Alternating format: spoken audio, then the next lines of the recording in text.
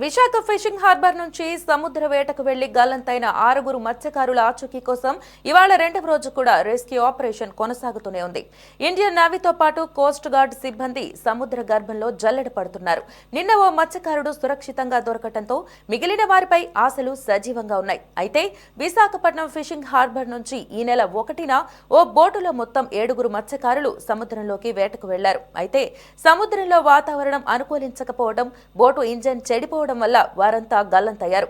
తీరంతో సంబంధాలు తెగిపోవడంతో కుటుంబ సభ్యులు ఆందోళనకు గురై అధికారులను ఆశ్రయించారు.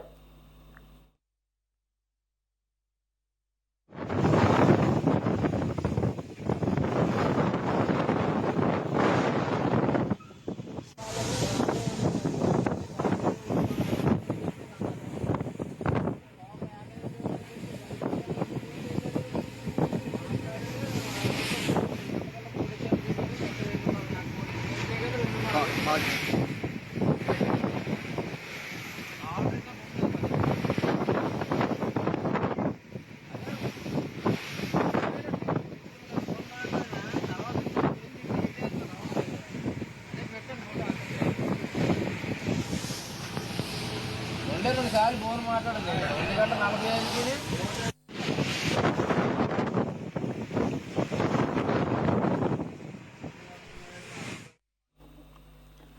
సముద్రంలో ప్రాణాల కోసం కొట్టుమిట్టాడుతున్న మత్స్యకారులలో కారి చిన్న అనే వ్యక్తిని నిన్న ఆ మార్గంలో వెళ్తున్న ఓ అంతర్జాతీయ వాణిజ్య నౌక సిబ్బంది గమనించి సురక్షితంగా రక్షించారు.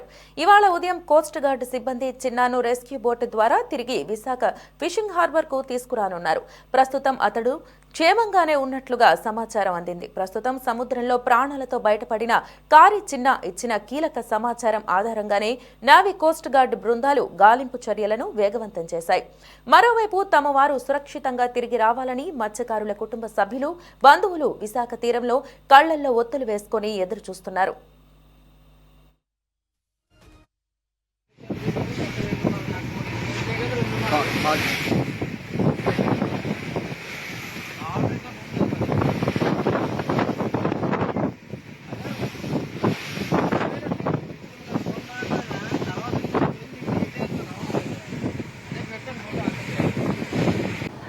అమ్మా ఇప్పుడు 1వ తారీఖున వెళ్ళారమ్మా బోట్ వేసుకొని మన వాళ్ళు వచ్చేస్తాం కదా అనుకుని నేను కూడా ఫోన్ చేయలేదు. మాట్లాడుతుంటే ఫోన్ కట్ అయిపోయింది కదా, దానివల్ల కట్ అయిపోయిందేమో అనుకున్నాం మేడం. కానీ 4:30 అయింది, ఫోన్ చేసినా స్విచ్ ఆఫ్ అని వస్తుంది. మాక్సిమం గాలి వల్ల రాలేదేమో అని అనుకున్నాం మేడం. నైట్ 7:30 అయింది, అయినా చేసాం మామూలు స్విచ్ ఆఫ్. ఇంటికి అవ్వకపోతే ఇక్కడ జానకిరామ్ గారు అంటారు కదా, అతను గారిని కలిసాం మేడం. 1 గంట వరకు మాతోటి ఉన్నాం. ఇప్పుడు మార్నింగ్ కూడా అతను మాతోటి ఉండి మాట్లాడుతున్నారు. ఇంతవరకు ఆచూకీ తెలియలేదు అసలు. చిన్న పిల్లలు ఉన్నారు మేడం, మాకు బాగుంది మేడం. అదేనమ్మా, బాగుంటారు మేడం. అవునమ్మా అవునమ్మా. తల్లి చెప్పమ్మా. ఇప్పటికి వచ్చి ఎవరు రాలేదు మేడం, ఎవరు తీసుకురాలేదు. 2-3 గంటలకు నాకు ఫోన్ మాట్లాడి మేడం వచ్చింది మేడం.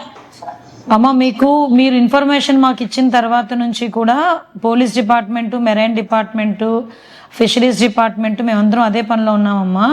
యాక్చువల్గా ఈరోజు మార్నింగ్ నుంచి నేను మన కోస్టల్ గార్డ్ వాళ్ళకి కూడా కొంచెం గాలి ఎక్కువగా ఉందని వాళ్ళు హెలికాప్టర్ ఇవ్వడానికి కొంచెం ఇబ్బంది పడినా కూడా మేము వాళ్ళని రిక్వెస్ట్ చేస్తే హెలికాప్టర్ కూడా పంపించారు. ఇప్పుడు హెలికాప్టర్లో కూడా అదంతా వెతుకుతున్నారమ్మా.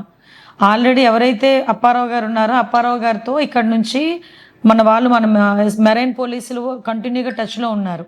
ఆయన ఇచ్చిన ఇన్పుట్ని కూడా బేస్ చేసుకున్నాం.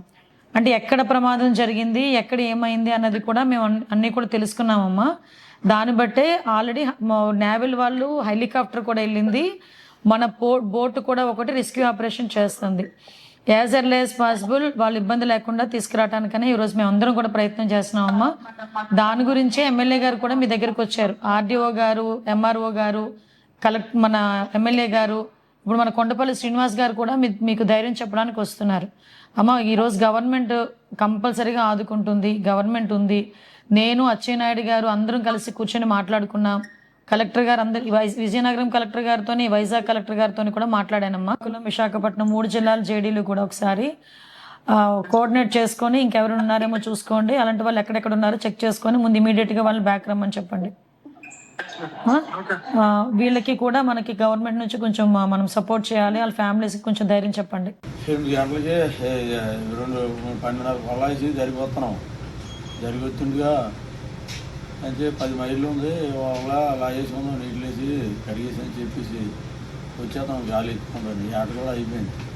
చేతుండగా 1:07 అయింది అనుకున్నాం. వెళ్ళిన వచ్చిన వెంటనే తెరబడిపోయింది. తెరబడుకున్న వెంటనే 7 వెళ్ళాము. 6 కనిపించాము పొడికి మీద. ఒక మంచి బోర్డు ఉండిపోతే ఆ 6 9 గంటల దాకా ఉన్నాం. 9 గంటల దాకా ఉండి ఆ బోర్డు కూడా అప్పుడు కిందకి వెళ్ళిపోతుంది.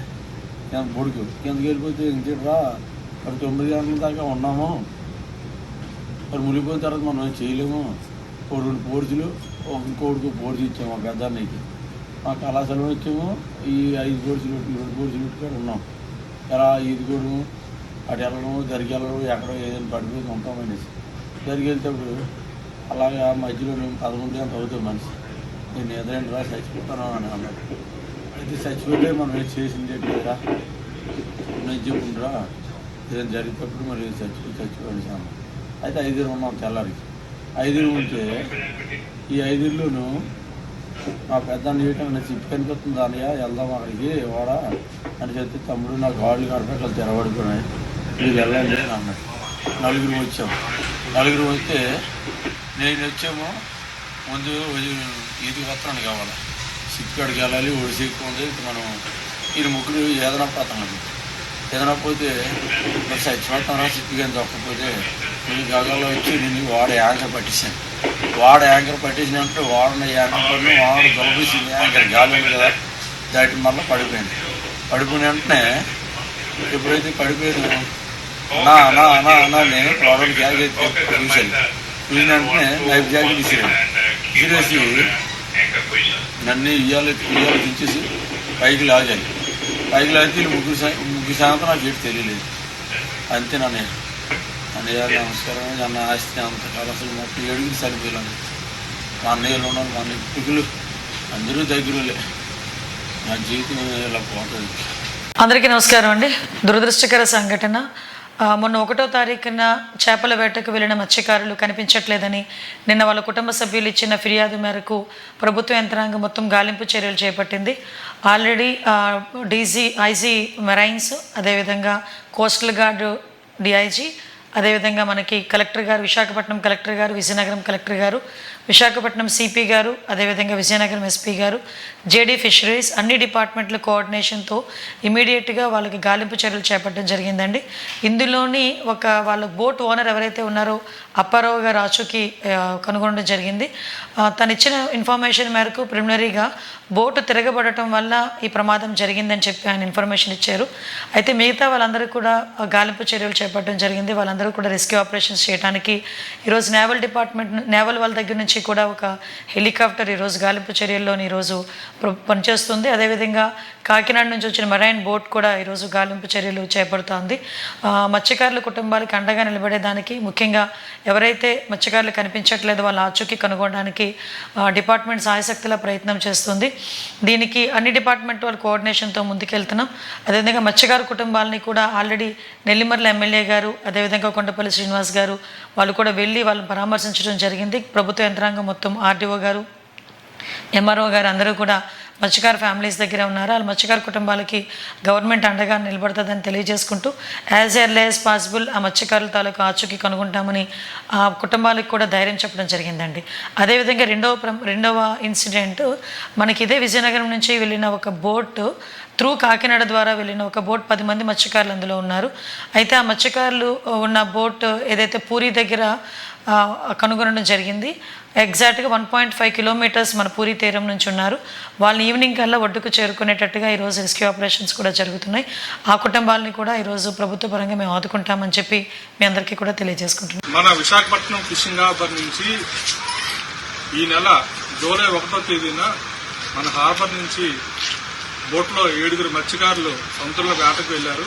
ఇప్పుడు వాతావరణం అనుకూలంగా లేకపోవడం వల్ల వాళ్ళు తిరిగి వచ్చేస్తామని చెప్పి కుటుంబ సభ్యులకి మెసేజ్ ఇవ్వడం జరిగింది.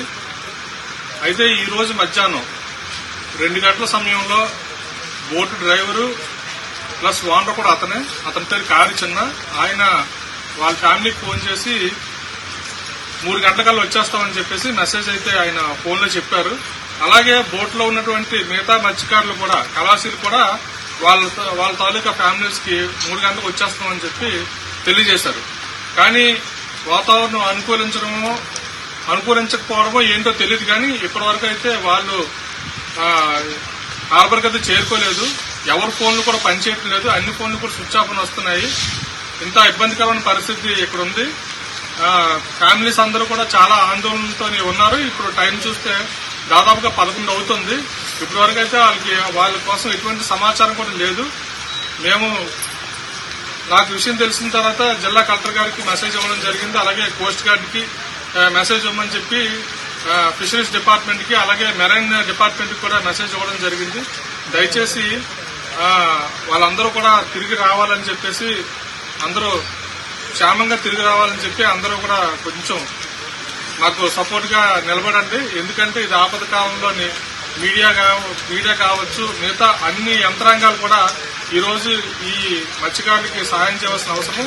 Boat number IND-AP MM-B583 boat number. ఈ బోట్లోని 1వ తేదీన వేటకు వెళ్లారు. దాదాపుగా ఇది 4వ రోజు. ఇప్పటి వరకు అయితే వీళ్ళ ఆచూకీ తెలియరాలేదు. ఇది ఇక్కడున్న పరిస్థితి. వీళ్ళందరూ కూడా దీంట్లో 7 మత్స్యకారులు, 6 మత్స్యకారులు ఒకే ఊరికి చెందిన వాళ్ళు. వీళ్ళందరూ కూడా విజయనగరం జిల్లా భోగాపురం మండలం ముక్కాం గ్రామం చెందిన వాళ్ళు. ఒకతను మాత్రం భీమిలి మండలం సంబంధించి కథనామి. 2 సార్లు ఫోన్ మాట్లాడింది 2:45కి.